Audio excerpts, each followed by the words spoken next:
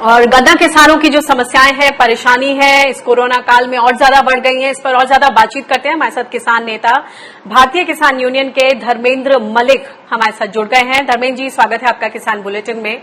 ये बताएं कि किसानों का उत्तर प्रदेश में अगर बात करें, गन्ना किसानों का कुछ 13,000 करोड़ रुपए बकाया है और हाल ही में कैबिनेट में ये प्रस्ताव सामने रखा कि चीनी का जो सेलिंग प्राइस है उसे बढ़ाकर 2 रुपए कर दिया जाए। आपको क्या लगता है कि ये तमाम जतन होते रहते हैं समय समय पर, लेकिन जो किसानों के हाथ में बकाया भुगतान पैसे की बात है वो कहीं ना कहीं थम जाती है, रह जाती है?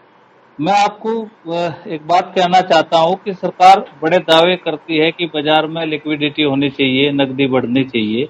हम पिछले कोरोना काल से ही एक डिमांड करते आ रहे हैं कि भाई किसानों का गन्ना बकाया है। किसान जो है दुकान से उधार लेता है, लड़की की शादी ब्याह करता है और तमाम चीजें करता है, तो वो सारा पैसा बाजार में जाता है। किसान के पास अपना पैसा रुकता नहीं। तो आपको जो है किसान का भुगतान करना चाहिए। अगर बाजार में आप फलों की बात करते हैं तो सबसे पहले गन्ना किसानों का भुगतान मिलना चाहिए। 14 दिन में एक्ट कहता है कि 14 दिन में गन्ने का भुगतान हो जाना चाहिए, लेकिन अब तो सीजन बंद हो गया, तो अब तो जितना भी बकाया है सारा का सारा बकाया भुगतान है। लेकिन मैं आपको एक बात बताऊं कि यूपी की नहीं, देश की जो शुगर इंडस्ट्री है, शुगर इंडस्ट्री हर सीजन में कटोरा लिए खड़ी रहती है। पहले किसान रेट की लड़ाई लड़ते थे, दूसरी अपनी मांग करते थे, लेकिन आजकल जो है जो इंडस्ट्री है, जो एस्मा एक इनका एसोसिएशन है, वो हर साल हाथ में कटोरा लेके खड़ी हो जाती है कि सरकार इसमें कुछ डाल दे। और उसका उन्होंने बहुत अच्छा तरीका निकाल लिया कि किसानों का भुगतान रोक दो। किसानों का भुगतान रुकेगा तो किसान आंदोलन करेगा, आंदोलन होगा तो सरकार पे दबाव बनाएगा और उसका लाभ किसी न किसी रूप में शुगर इंडस्ट्री को मिल जाएगा। जैसे मैं आप बताऊं आपको कि यूपीए 2 में 2013 में 5,000 करोड़ रुपए का सॉफ्ट लोन किया गया गन्ना भुगतान के लिए। अब वो 5 साल के लिए इनको फ्री में पैसा मिल गया, उसका ब्याज नहीं देना। उसके बाद जो है एनडीए की सरकार आई, 5,000 करोड़ रुपए उसने दिए, नाम दिया गया गन्ना किसानों का भुगतान होगा, लेकिन शुगर इंडस्ट्री ने उसको दूसरे मद में यूज कर लिया। उसके बाद 7,000 करोड़ का एक पैकेज और दिया गया, उसमें नाम दिया गया टेक्नोलॉजी का, किससे जो है ब्राजील से टेक्नोलॉजी लाएंगे, एथनॉल के प्लांट लगाएंगे और किसानों को भविष्य में फायदा होगा। तो मेरा बस कहने का एक ही मतलब है कि जितनी रियायतें, जितनी बेनिफिट इनको दी जाती रही, ये किसानों का भुगतान उतना ही लेट करते रहे। उत्तर प्रदेश में अखिलेश जी ने की सरकार में इनका गन्ने का कमीशन खत्म कर दिया, तो इनको बहुत बड़ा लाभ हुआ।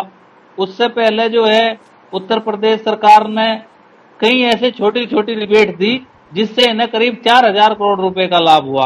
तो ये चाहते हैं कि किसान आंदोलन करें, सरकार पे दबाव बने और उसका लाभ जो है शुगर इंडस्ट्री को मिलता रहे, यही इनकी एक मंशा है। धर्मेंद्र जी, आपने बोला कि सरकार किसानों को मजबूर करती है कि वो आंदोलन करें। अभी रविवार को राष्ट्रीय किसान मजदूर संगठन के बैनर तले जो कार्यकर्ता है, जो यंगस्टर्स हैं, उन्होंने एक बार फिर से ट्विटर एक्शन किया, डिजिटल स्ट्राइक की, ब्याज समेत गन्ना भुगतान। आप लोगों की किस तरह की स्ट्रैटेजी है आने वाले दिनों में? कुछ इस तरह का दबाव बनाने की कोई कोशिश, या फिर जो भी एक ही लक्ष्य की प्राप्ति है, जो भी किसान संगठन इस तरह की स्ट्राइक्स कर रहे हैं, इस तरह के आंदोलन कर रहे हैं, आप लोग एक साथ एकजुट होकर अपने लक्ष्य की प्राप्ति की ओर काम क्यों नहीं करते? देखिए, उत्तर प्रदेश में जो स्थिति है, एक परिपाटी है कि उत्तर प्रदेश सरकार जो है, जब तक कोई बड़ा आंदोलन ना हो, चाहे सरकार किसी की भी हो, जब तक कानून व्यवस्था प्रभावित ना हो, तब तक ये सरकार संज्ञान नहीं लेती। उत्तर प्रदेश में एक ट्रेंड हो गया है। कभी का जमाना हुआ करता था कि 5 लोग भी धरने पे बैठ गए तो सरकार सुनती थी कि भाई पता करो इनकी परेशानी क्या है, लेकिन आज सरकार टरकाई जाती है कि आप मैनेज करो। तो मेरा ये कहना है कि हमने पिछले महीने तहसील स्तर पे छोटे छोटे प्रोग्राम किए थे, क्योंकि एक डिस्ट्रिक्ट हेडक्वार्टर पे करे तो बहुत भीड़ हो जाती है। आज जो कोरोना काल की स्थिति है वो भी विकट है। हमने सरकार को प्रत्यावेदन के माध्यम से, मेमोरेंडम के माध्यम से 2-3 बार हम बता चुके। अब किसान का सारा काम भी खत्म है। अभी हमने उत्तर प्रदेश सरकार में मुख्यमंत्री से समय भी मांगा है।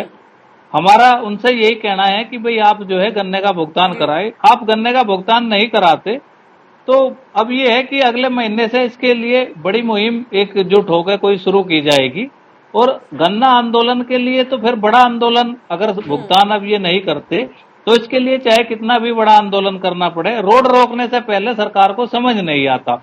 हम ये चाह रहे थे कि कोरोना काल है, बहुत सारी दिक्कतें हैं, किसान का भुगतान हो जाए। मेरा प्रश्न ये था कि एक आपका संगठन, बड़ा संगठन है पश्चिमी उत्तर प्रदेश में, जहां पे गन्ना की बेल्ट है, गन्ना किसान है, और इस वक्त इतनी बुरी हालत है, इनको हाथ में कैश चाहिए। तमाम तरह के संगठन जो है अपनी आवाज बुलंद करते हैं। मेरा कहना यह है कि तमाम तरह के संगठन एकजुट होकर एक ही छाते के अंदर आकर अपनी आवाज क्यों नहीं बुलंद करते, ताकि वो आवाज और ज्यादा इफेक्टिव हो और एक अच्छा खासा दबाव बन सके। जैसे कि आपने बोला कि सरकार इंतजार करती है कि किसान सड़क पर उतरें, आंदोलन करें और अपना हक छीनें। जी जी, देखिए, इसके लिए मैंने आपको बताया कि जैसे संगठन का स्वरूप है उसी हिसाब से आंदोलन करना पड़ता है। अगर हम भी बिना प्लान के कोई छोटा आंदोलन करते हैं तो सरकार उसको हल्के में लेती है। हमने सरकार को चेतावनी दी थी, एसडीएम उप जिलाधिकारी के माध्यम से ज्ञापन दिए थे कि अगर आप जो है भुगतान नहीं करोगे तो हम बड़ा आंदोलन करेंगे। तो हमारी बैठक हुई थी, कल भी वेबिनार थी, उसमें भी ये तय हुआ कि अगले महीने रक्षाबंधन के बाद ये किसान के सारी चीजें खत्म हो जाती हैं, और रक्षाबंधन के बाद कोई एक बड़ा आंदोलन, मतलब ऐसा आंदोलन एक दिन का नहीं, कोई अनिश्चितकालीन कुछ तय करके, चाहे डिस्ट्रिक्ट हेडक्वार्टर पे हो या उप जिलाधिकारी कार्यालय पे हो, हम बहुत जल्दी इस पे तय करके बहुत बड़ा आंदोलन इस पे करेंगे। और हम तो ये कहते हैं कि भाई देखिए, संगठन और ये सब चीजें, सबका स्वागत है, कोई भी आए ज्वाइन करे। हमने तो पहले भी संयुक्त प्रोग्राम किए हैं। अब किसी की महत्वाकांक्षा हो सकती है, वो एक अलग विषय है, लेकिन हम प्रोग्राम तय करके सबको इनवाइट भी करेंगे और आंदोलन पहले भी किए और बड़ा आंदोलन करेंगे।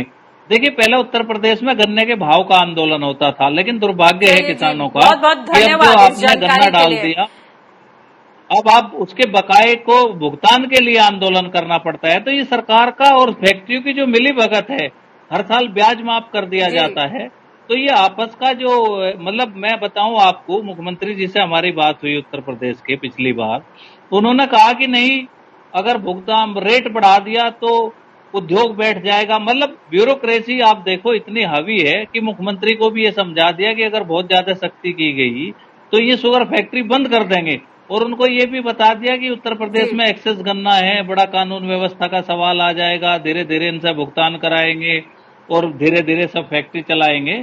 तो ये एक सब मिली भगत का नतीजा है इन सब का। लेकिन ये है कि बड़े आंदोलन के बिना सरकार जो है इस पे विचार करने वाली नहीं है, ये हमें भी पता है, और आपकी बात बिल्कुल सही है।